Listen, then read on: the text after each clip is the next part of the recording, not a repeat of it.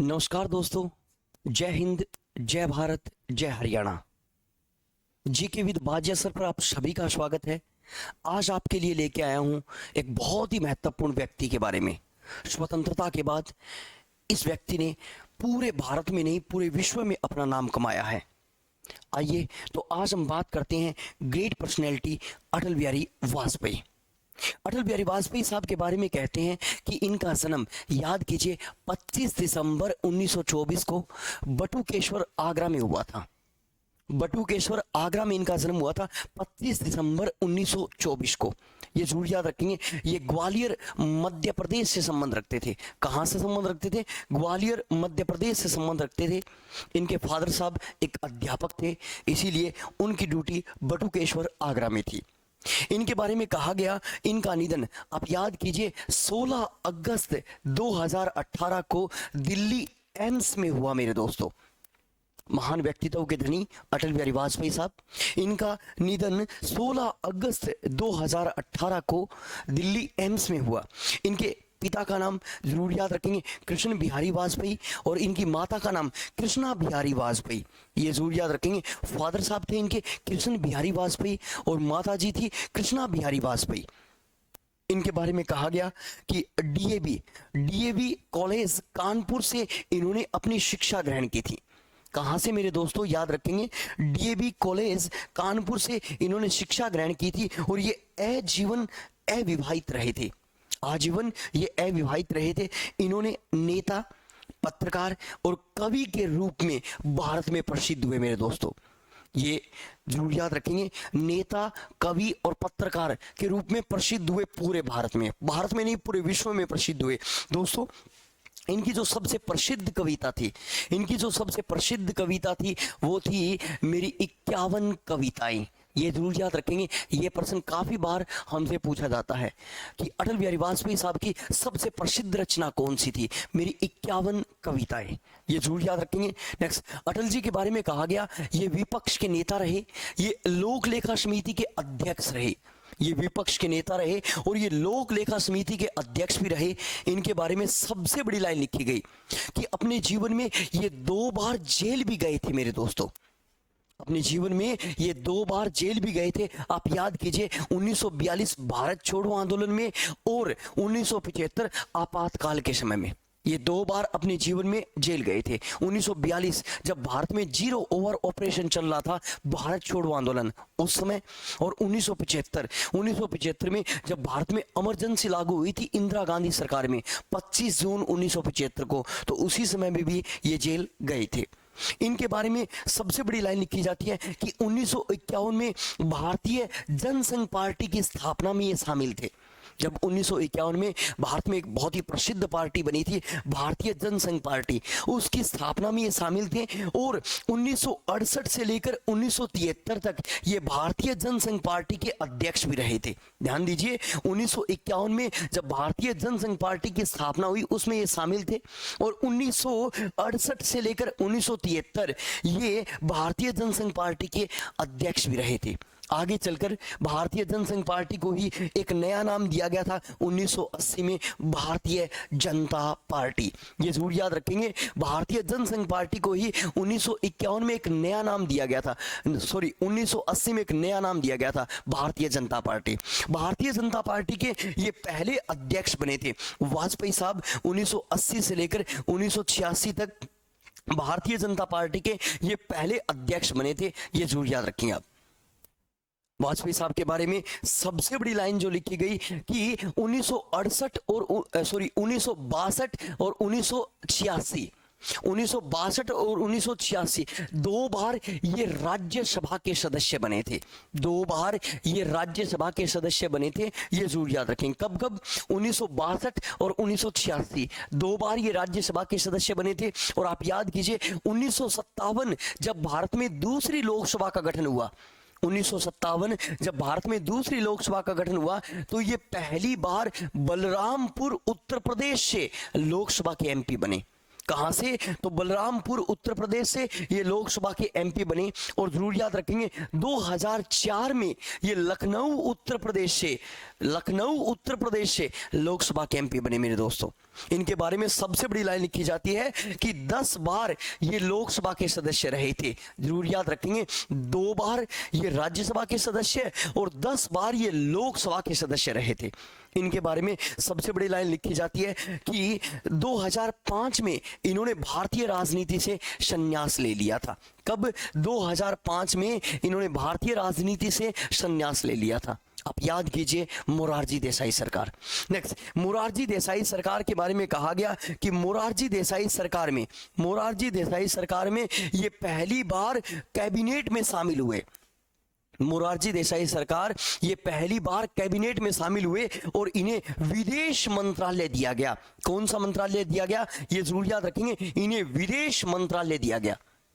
और इन्हीं के बारे में जो इतिहास की अमर लाइन लिखी जाती है कि इन्होंने विदेश मंत्री के रूप में संयुक्त राष्ट्र संघ में भाग लिया और संयुक्त राष्ट्र संघ को इन्होंने दोस्तों हिंदी में संबोधित किया। संयुक्त राष्ट्र संघ को इन्होंने हिंदी में संबोधित किया, ये जरूर याद रखेंगे। अब तक तीन व्यक्तियों ने संयुक्त राष्ट्र संघ को हिंदी में संबोधित किया है।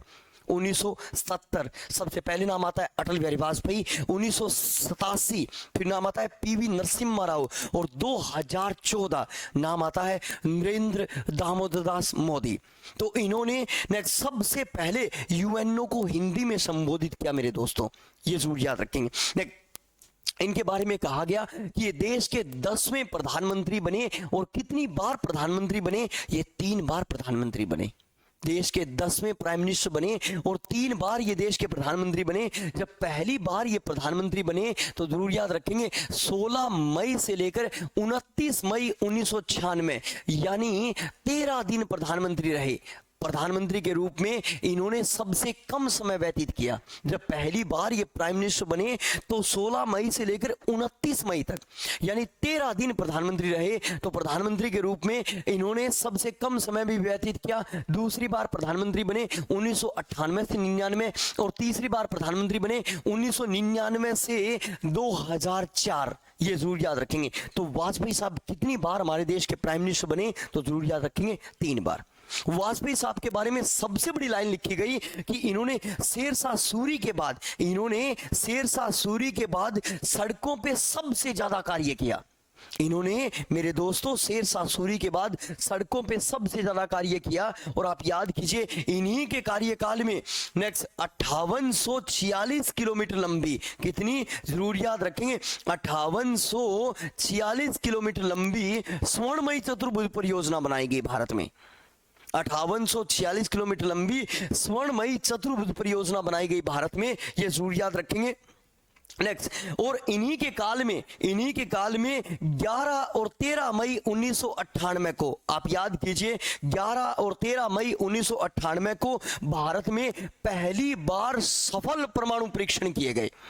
भारत में पहली बार सफल परमाणु परीक्षण किए गए और लोकेशन कौन सी थी? तो पोखरण, राजस्थान। यानी इन्हीं के काल में भारत क्या बना? एक परमाणु शक्ति बना। जबकि पहली बार परमाणु परीक्षण माननीय महोदया इंदिरा गांधी सरकार ने करवाया था। दोस्तों आप सभी को पता है इंदिरा गांधी सरकार ने करवाया था भारत में पहली बार परमाणु परीक्षण, मगर वो सफल परमाणु परीक्षण नहीं था। अगर सफल परमाणु परीक्षण की बात करें तो सफल परमाणु शक्ति अगर भारत को किसी प्राइम मिनिस्टर ने बनाया था तो वो अटल बिहारी वाजपेयी जी ने बनाया था मेरे दोस्तों। परमाणु शक्ति अगर किसी नेक्स्ट प्राइम मिनिस्टर ने बनाया था तो वाजपेयी साहब ने बनाया था। कब? 11 और 13 मई 1998 को। इसीलिए हम 11 मई को नेशनल टेक्नोलॉजी डे मनाते हैं।